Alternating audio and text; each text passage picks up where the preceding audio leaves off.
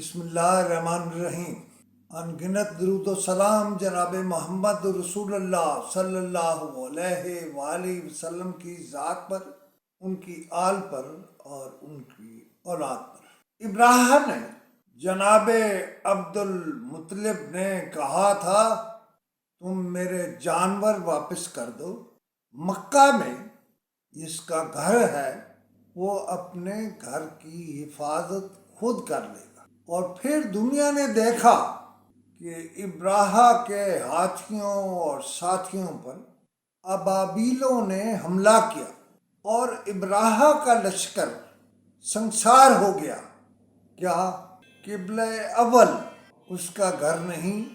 اور یہ وہی گھر ہے جس میں امام الانبیاء نے تمام نبیوں اور رسولوں کی امامت کی تھی۔ کیا وہ اپنے اس قبلہ اول کی حفاظت نہیں کرے گا؟